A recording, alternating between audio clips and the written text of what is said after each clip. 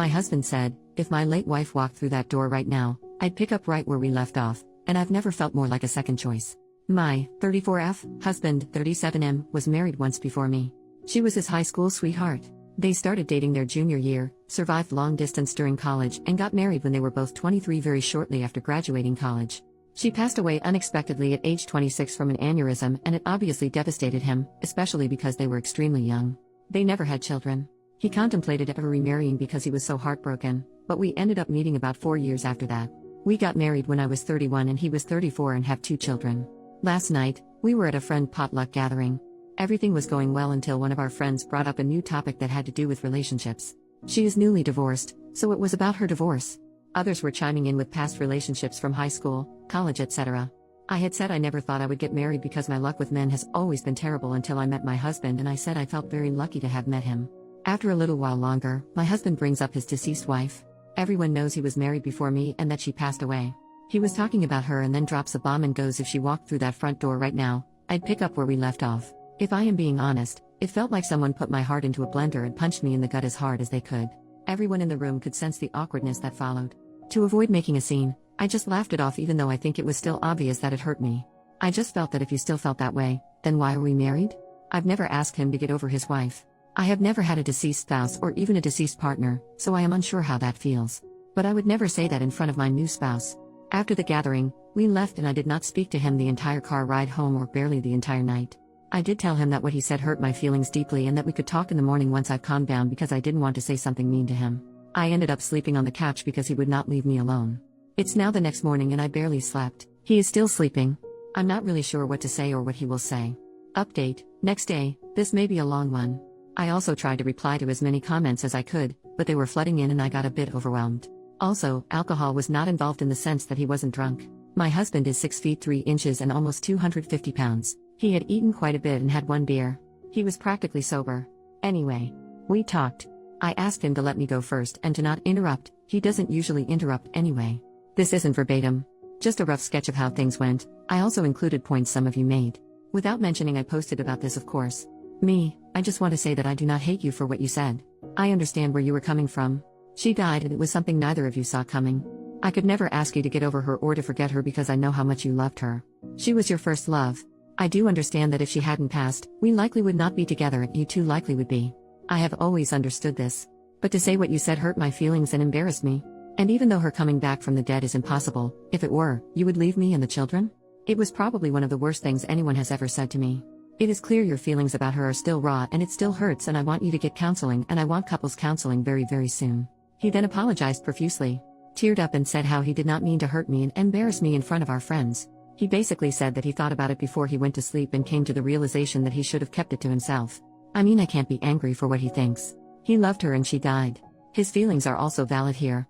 Also said that he would never leave me and the children, and that what he said was just a poorly thought out and poorly worded statement.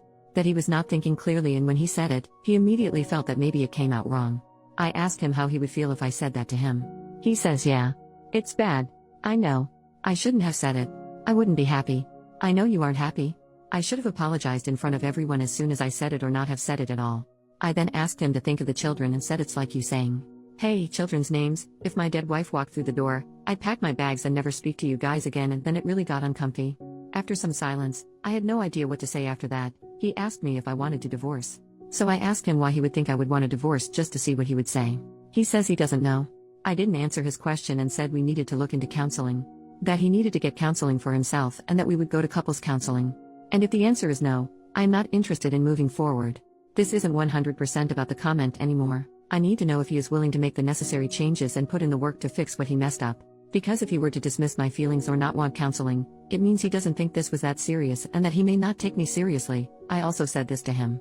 Some of the comments also told me to take the kids elsewhere. I agreed with this because it would be difficult to get through this while also parenting. I've got a very young daughter and a son that is a toddler. They are currently with my parents for the weekend and I'll be getting them Sunday night, so this gives us time to really work. He suggested he sleep on the couch instead of me. I have nowhere else to go. I haven't told my parents because I really would like to keep this between me and him as much as possible. Family and friends jump to judge too fast and sometimes offer extreme and harmful advice, and it's also embarrassing. Luckily we both have very good insurance that will help with counseling. I told him that it seems like whatever counseling he got after her death was not enough and that he was not consistent with it like he should have been. With trauma like that, I personally would have been in counseling for years before I even considered remarrying. He agreed. He was only in it for about a year and then stopped once he moved away from his hometown. Never got back into it. He also agreed to the individual and couples counseling. Kept apologizing. Kept telling me he loved me all day. It was also so difficult to be around him because he kept looking at me. I couldn't think. It was like he would try to say something and then he would just stare and not say anything. With the kids gone, there's nothing to really do except talk, so we talked again right before dinner time. He asked me if I wanted him to cook or buy something. I still was not hungry, to be honest. So I just told him he could pick something up for himself and that I wasn't hungry, and that prompted the second discussion. I realized he must feel very bad because he noticed I hadn't really eaten much all day. Kept asking me to eat. I wasn't sulking too bad or anything. Just doing my usual tasks, but not speaking or eating as much, and because we're home together all day, he noticed this.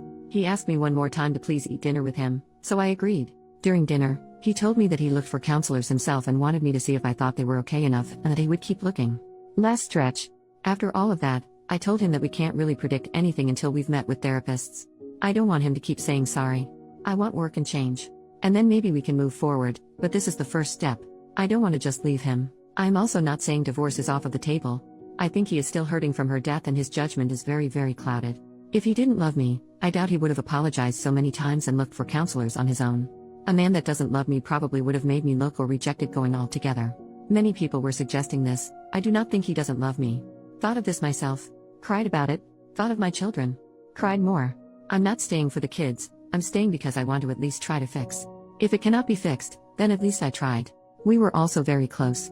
Some people were asking how close we were prior to marriage, I guess as a way to gauge the difference between the relationship and our relationship. Maybe to see if he settled? He was always very romantic, caring, and sweet to me. We've never yelled at each other. When we first started dating, he would plan dates, surprise me, brag about me to his friends. So that's why I am very confused on why he would blurt that. Unless it was just very poor brain and mouth coordination. I also told him that I may get a counselor for myself. I don't think I need one. Someone suggested this, but I think he needs it more than I do. And because insurance companies are getting crappier by the year, 3 counseling bills may be pushing it? I don't know. If I do get one, it's because I don't want to potentially resent him or doubt myself. Some people were making attempts to make me doubt myself. Some people in the comments were very nasty to me. I appreciate Reddit hiding comments with many downvotes as they may be mean, but I couldn't help but click. Some of you are very mean and very nasty individuals, and I hope you find happiness one day. There could be another update in the future. Not opposed to making one. Thank you all for your kind words and support. I've also responded to everyone that texted me, which was everyone there at the potluck that has my number. 3 people, there were 9 people there not including us. They've all basically said the same thing. They can't believe he said that, they feel bad for me, asking if everything is okay, what he said was not okay, etc. He showed me some of the texts with him and his friends, and some made me cry with how kind they were being towards me. Basically telling him he wasn't necessarily wrong for thinking that, but wrong for saying it. I told him I loved him as well. And I have never not loved him even for a second. And that I wasn't angry with him and didn't want him to, I guess, suffer for what he said. But I was just hurt and needed him to know that it did hurt me and him to respond how he saw fit, and we'd go from there. That is all for now. I could possibly answer more questions here? If you have any. I try to answer some of the more frequently asked ones that I saw. Again, sorry for this being so lengthy. Have a nice weekend everyone, and thank you again.